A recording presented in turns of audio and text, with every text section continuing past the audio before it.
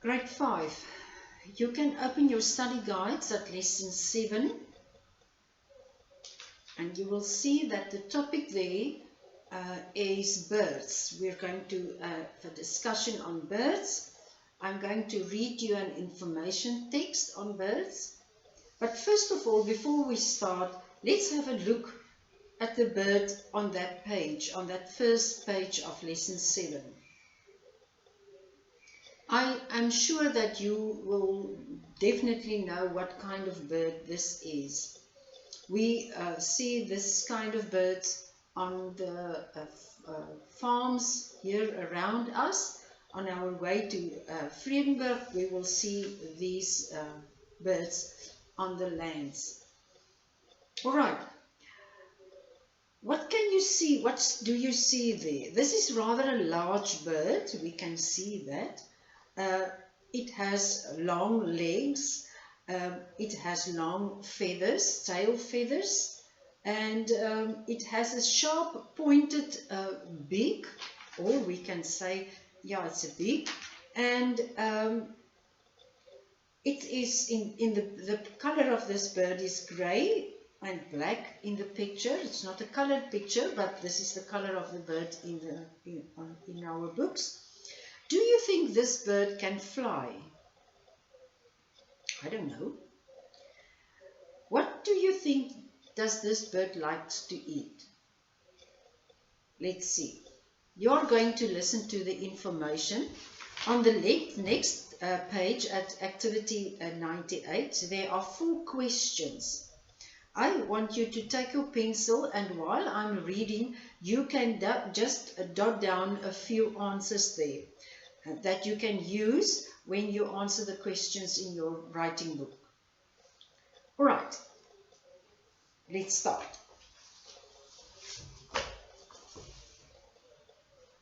The blue crane is also known as the Stanley crane and the paradise crane. It is the national bird of South Africa. The blue crane is a tall, ground-dwelling bird, but it is fairly small by the standards of the crane family. It is 100 to 120 centimeters tall with a wingspan of 180 to 200 centimeters. The blue crane weighs 3,6 to 6,2 kilograms. The crane is a pale blue-gray in color, becoming darker on the upper head, the neck, and the nape. From the crown to the space between the eyes and the base of the beak, the feathers are lighter and sometimes whitish. The bill is orange to greyish, with a pink tinge. The long wingtip feathers trail to the ground. The primary feathers are black to slate grey. Unlike most cranes, it has a relatively large head and a proportionally thin neck. That is the information on this beautiful bird. So now you know what kind of bird this is and what the name of the bird is. Right, so you can answer those questions in your exercise books. And then I want you to take a piece of paper about an A5 in size, and then you go back on the video and listen to the description of the bird, and then you have to draw the blue crane for me. You draw it on your piece of paper, and then you have to label the drawing. So what do you have to label it with? You have to label it with number 2 in your books. The beak, the crown, the wings, the feet, and the body. And I also want you to color the bird the same colors as in the information text. Now, how do you label something? You label it by writing the names next to the picture, but you have to do it in a certain way.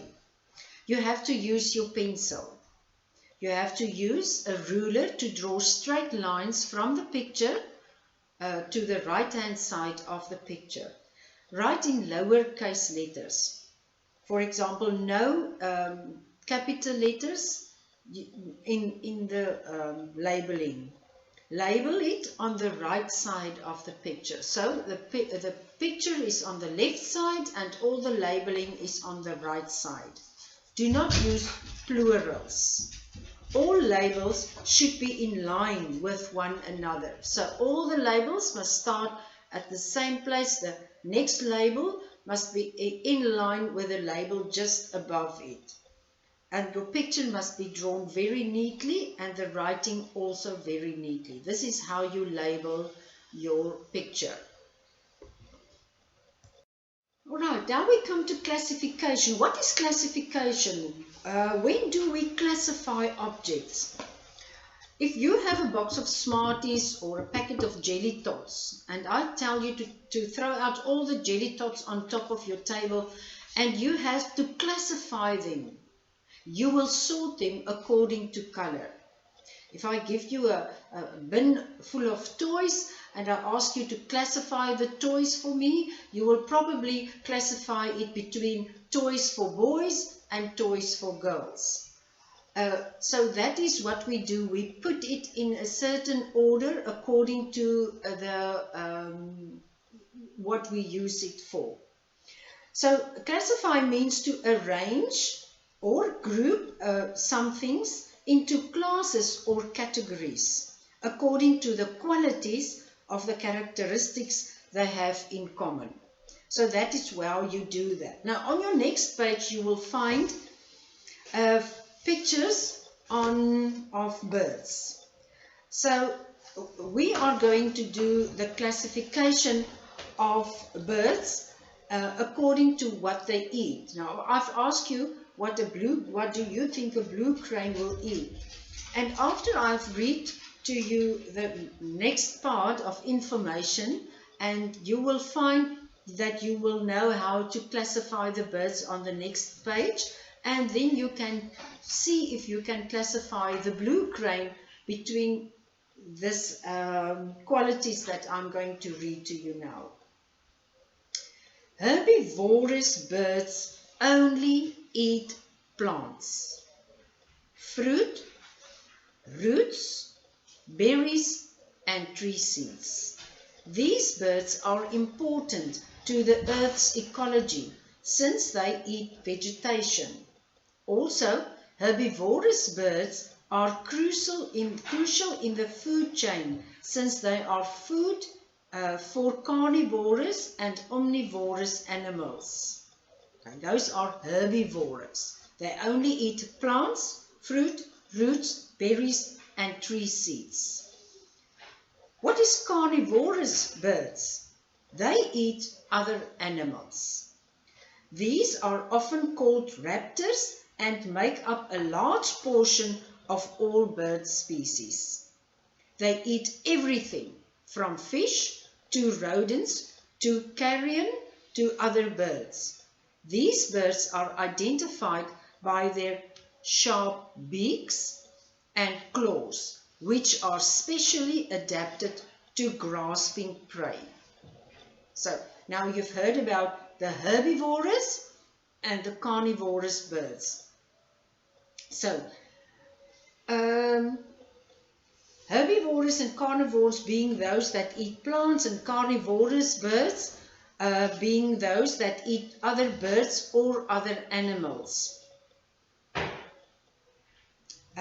So now you can go back to your pictures, your 6 pictures there, and you have to write down in your books which of these birds were herbivorous or carnivorous birds. Look at their beaks, look at their claws or their feet, and look at where they are in this picture for you to identify them.